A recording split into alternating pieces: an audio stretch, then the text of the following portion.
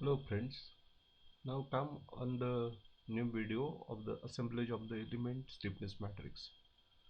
We already studied in our last previous chapters. Once we have finding the element stiffness matrix, then there is a need of the assemblage of the element stiffness matrix. And in assemblage we are doing a lot of things, but here now this one is the isoparametric element. In this isoparametric element we are converting first of all a natural coordinates into a Cartesian coordinates, and then we need to go for the assemblage the process, so that here the process is somewhat different for the assemblage of the element stiffness matrix than the previous chapters. So let us move on the assemblage of the element stiffness matrix. Now here you know this is our natural coordinate system and this one is our Cartesian coordinate system. So in isoparametric elements we are involving the transformation from the natural local coordinate system to a Cartesian global coordinate system. That's why this is somewhat different than the other parameters. We know very well the shape functions for the parent elements, means for the giant natural coordinate system is this one. This is the main formula for calculating the shape function, that is ni is equal to 1 plus xi into xi I plus multiplied by 1 plus eta into eta I divided by 4, and through that one just we are calculating all the shape function n1 n2 n3 and n4 very easily. This one we already calculated into the shape functions videos. And finally the shape function for the geometry is xy, because x and y are the coordinates. So for x and y coordinates, my shape function for the geometry is n1 n2 n3 into x1 y1 x2 y2 x3 y3 and x4 y4. These are the coordinates. x1 y1 is the coordinate, so this is the coordinates of a point 1. This one are the coordinates of a point 2. This one are the coordinates for the point 3, and last one these are the coordinate for the point 4. Here we are considering, and this one is, that's why this one is the x1, this is x1, this is y1, this is x2, this is x2, this is y2, and this one is the n3 and the n4. So this is the shape function. So here we need to consider the n4 also, just I have not written into that one, while this is necessary to write into this matrix. Then the above relationship we can use the same shape function we can use to define the displacement also. So now displacement we have mentioned, that is the u and v displacement. Along the x-axis the displacement is u, and along the y-axis the displacement is v. That's why this one is the n1 n2 n3 and the n4. Again I want to write here the n4, because that n4 is also the shape function at the point 4, because here we are considering the factor 4 also. So if there is the triangle, if my element is triangle, then there is a need of a 3 shape function, while if I have considered the rectangle, then there is a n4 also I need to write down. Now in the assemblage of the stiffness matrix, we need to use the derivative of a displacement with respect to x and y, but it is not very easy to calculate first of all the derivative of the displacement with respect to x and y, but very easy to find out the derivative with respect to the xi and eta. Hence there is a need to find the suitable assembly to get the derivatives with respect to the global Cartesian coordinate system, because here we are transforming x, we are is transforming our function with respect to x, and this x and y is again be transformed to a xi and eta. So that finding the derivative in a xi and eta is easy, but finding the derivative of a x is very difficult. For that one we are moving to another method. So So that we knows very well that is the u is equal to n1 u1 n2 u2 n3 n4, all these one are the relationship we can understand here. Now now let us take first of all, that is xi eta transformation to a physical xy, and according to that we are calculating the strain matrix. Now strain matrix is equal to strain along the x-axis, strain along the y-axis, strain along this one is the shear strain. This is my normal strain and this one is my shear strain. So for this one we have already studied from the theory of elasticity. This relationship is that du by dx, then dv by dy, and du by dy plus dv by dx. This is the shear element. Now this formula we already finding this total formula from the theory of elasticity. This we have studied already. Now now we need to transform my function x, my function, okay. That function is This function is relate with x, we relate with x, and then the function is psi and eta. So that my function, it may be a geometry, it may be a displacement, so it is a function of f x, or it is a function of u. So this one is related with a x, and then this x is related with the psi and eta. Similarly here also this is u or something, this is y, so this is y, and this is again the psi and eta, because my equation is depends on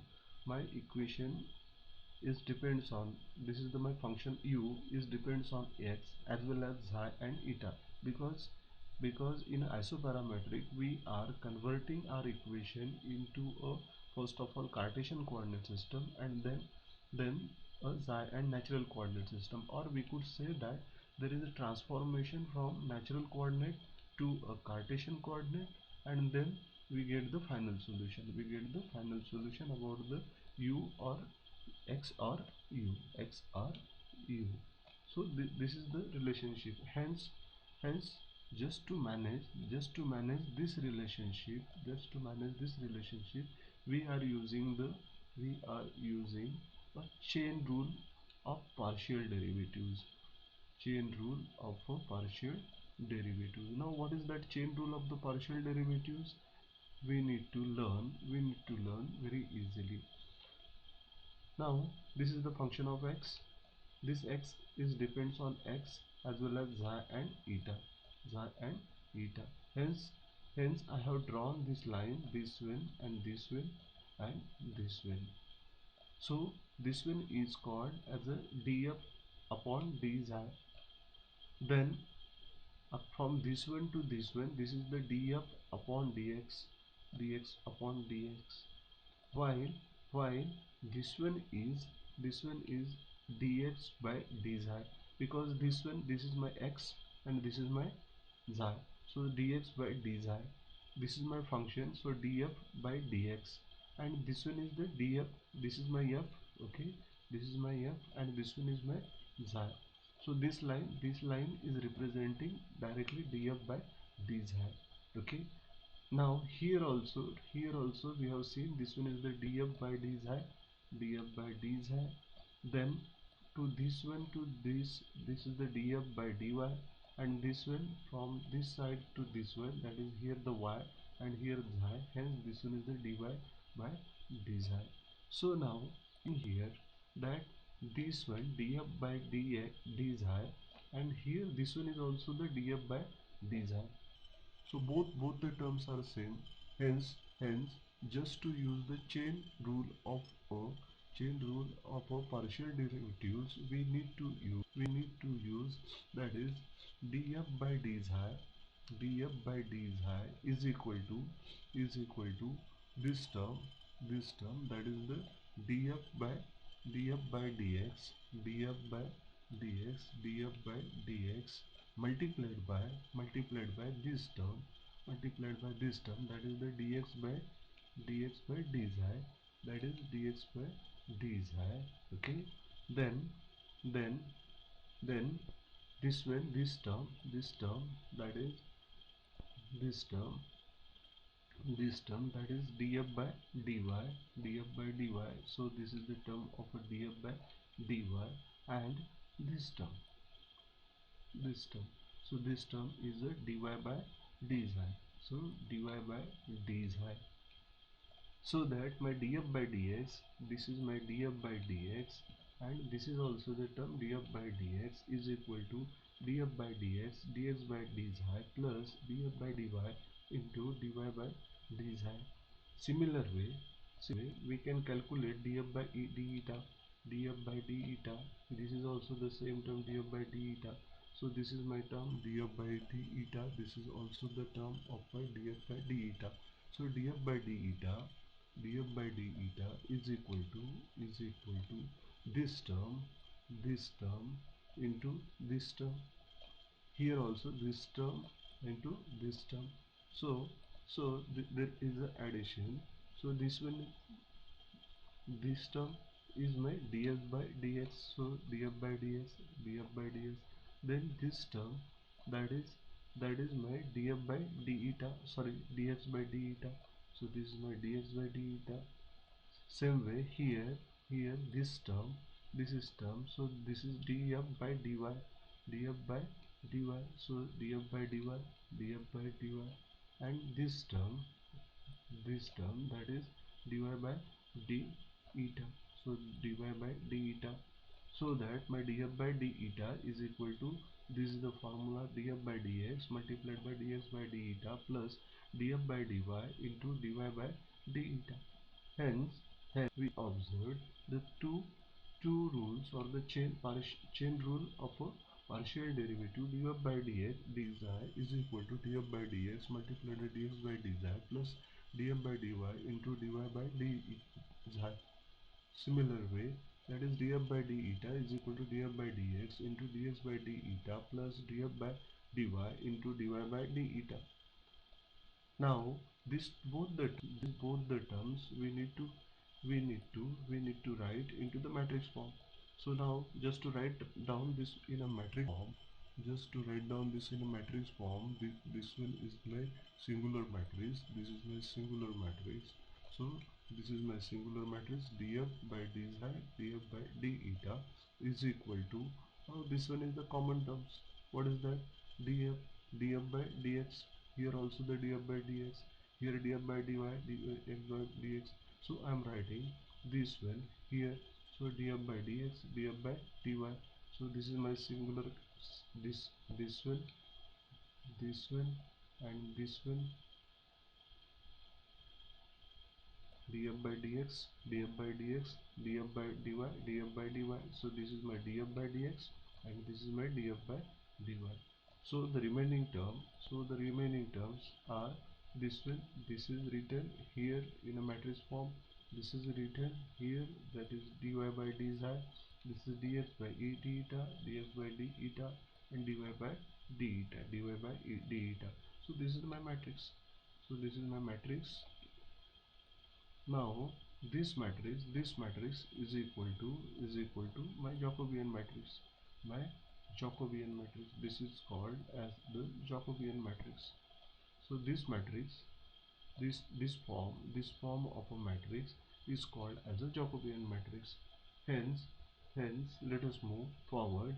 So that is my Jacobian matrix. Jacobian matrix is equal to Jacobian matrix df by d dx into, sorry, in a second term of a matrix is df by dy, where j is equal to dx by d psi, dy by d psi, dx by d eta, dy by d eta.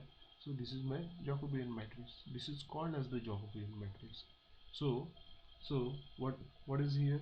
The term here the term is df by, what we have seen here, that term is df by d psi. Let us write here that term is equal to that is df by df by df by d is high, df by d is high, d is high, and here the df by df by df by d eta, d eta. So this is the relationship when we are transforming my parameters from natural coordinate to my Cartesian coordinate. For this transformation, Jacobian matrix is mandatory.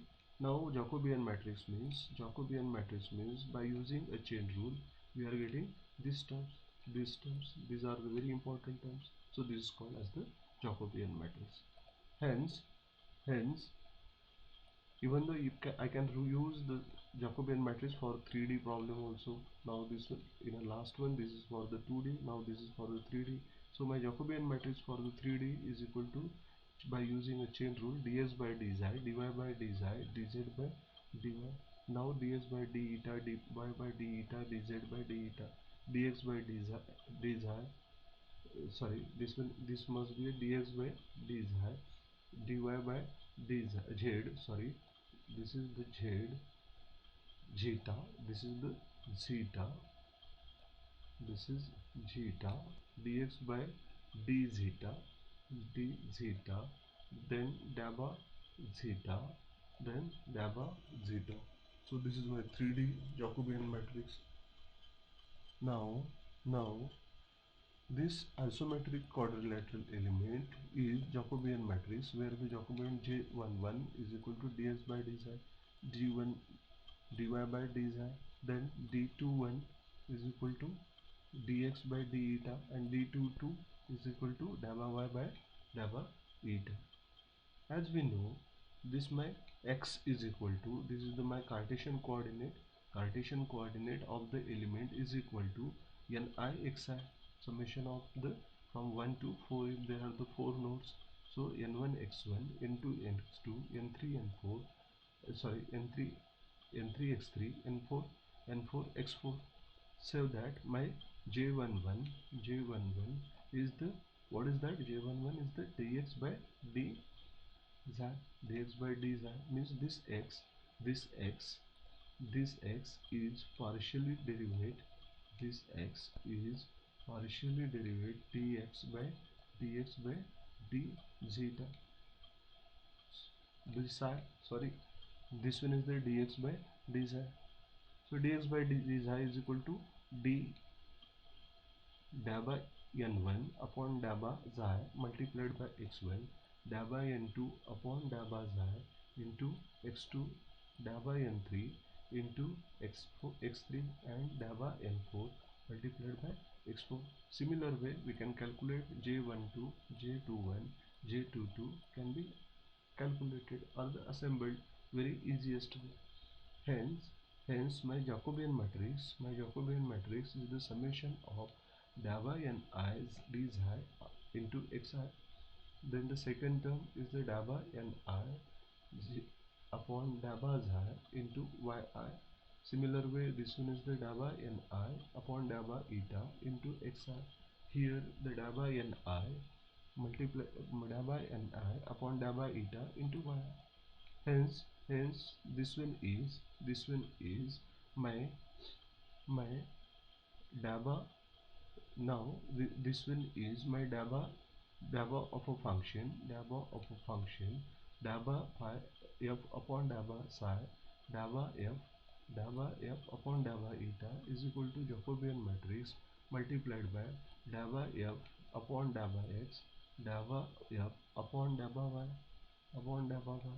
So if I am interested to calculate this matrix, hence this one is my dabba f upon dabba x, is equal to Jacobian inverse of the Jacobian matrix multiplied by dabba f upon dabba xi, dabba f upon into dabba eta. So so here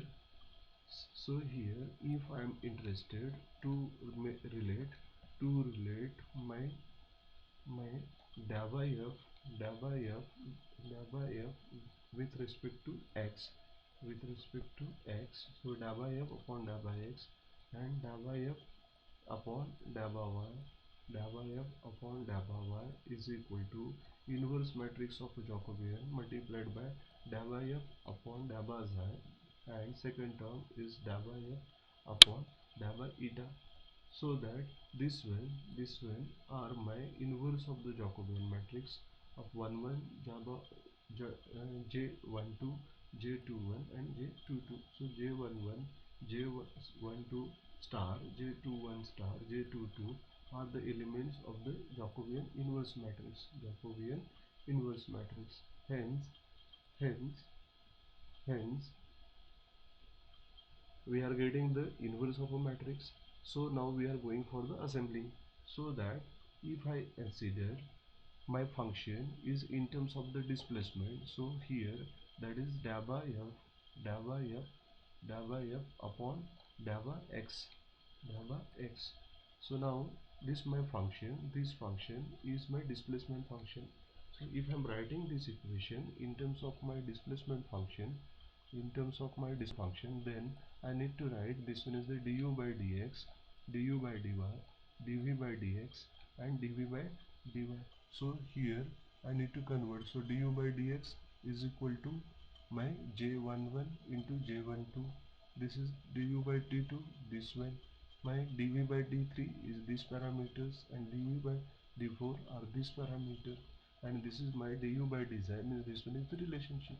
So du by dx is already calculated. Du by dx here, du by dx is already knowing. So this is the function. So this is the du by dx, du by dx. So this one is du by dx. So this is my du by dx. So here I am writing this term du by dx is equal to this term. Same way du by dy. So this is my sorry this is my du by dy. So this is my du by dy, du by dy. So this is my du by dy. So here I am writing that term is equal to du by dy. Same way dv by dx and dv by dy also calculating and writing here, so that you are getting here that is the these are the terms with respect to du by dz, du by d eta, dv by d eta, and this one. So this is the assemblage. This is the assemblage. Now, as we know, my strain displacement is equal to this formula. This is sigma epsilon x epsilon y, then the gamma xy. This is my shear. Hence, this one is the if this one is the du by dx, this one is the du by dy, this is the dv by dx, and this is dv by dx. So this one is the epsilon x is equal to du by dy. Why this one is the du by dx? Because epsilon x is my normal strain along x-axis. So du by dx. So there is a 1. There is a 1. While this one is the du by dy. So this is the du by dy. So this is the 1 du by dy. Now this one is the my shear stress, which one is called as the du by dy plus du by dx. So here the two one terms are coming into picture.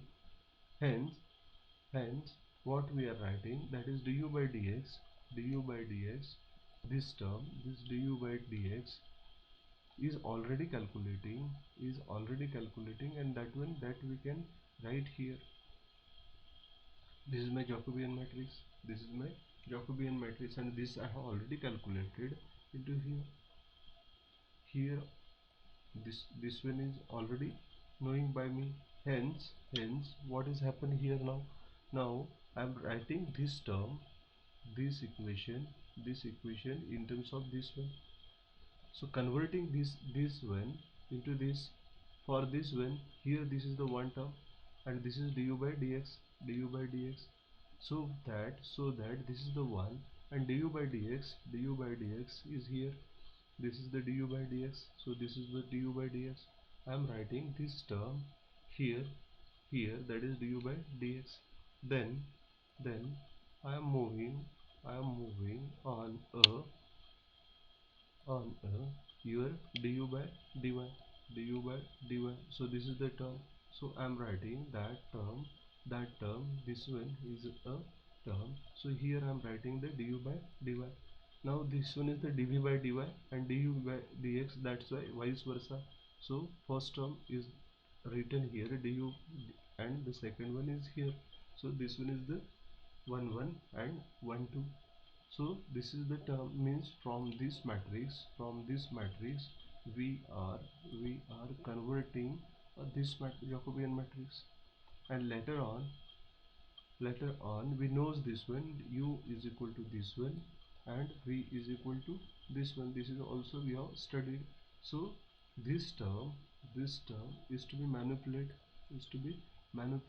So du by dz, now see, this one is the du by dz, du by d eta, du by dz. So I need to know the relationship between this one. So this is my relationship, du by dz with this formula. What is that? The responsible formula is this one.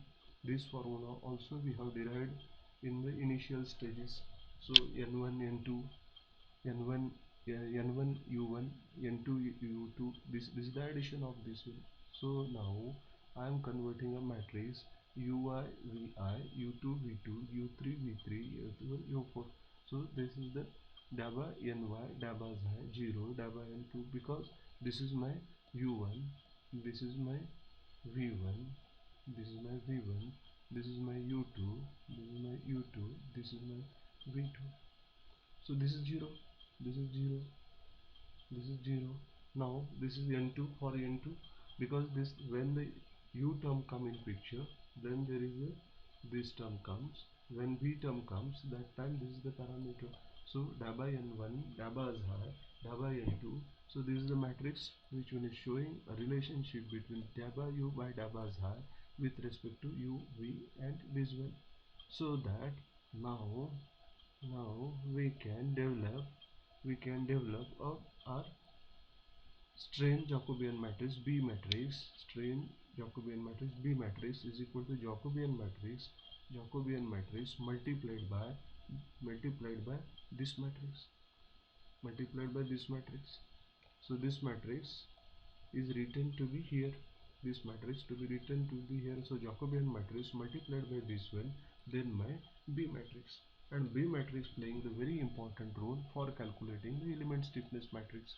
So my element stiffness matrix for the isoparametric element K is equal to cyclic integral of the B matrix multiplied by D matrix, transpose of a B matrix multiplied by D matrix multiplied by your B matrix again multiplied by dV.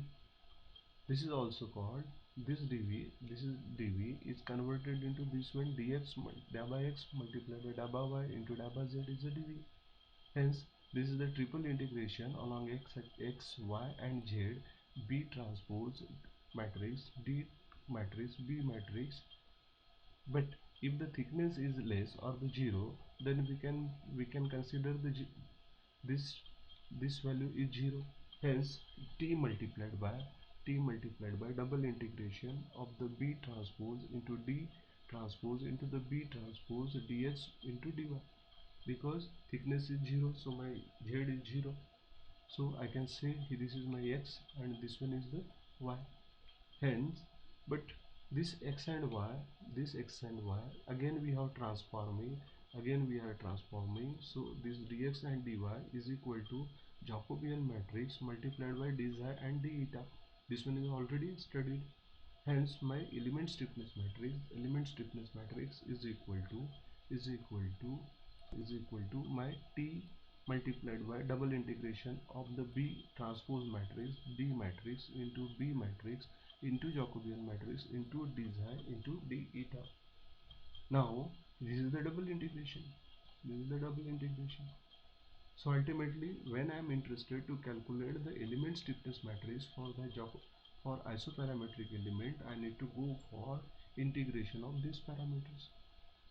Now, if we go for the integration of this one, it takes a lot time and ultimately a lot difficulties we are facing. Hence, to do a study of just to find out the integration,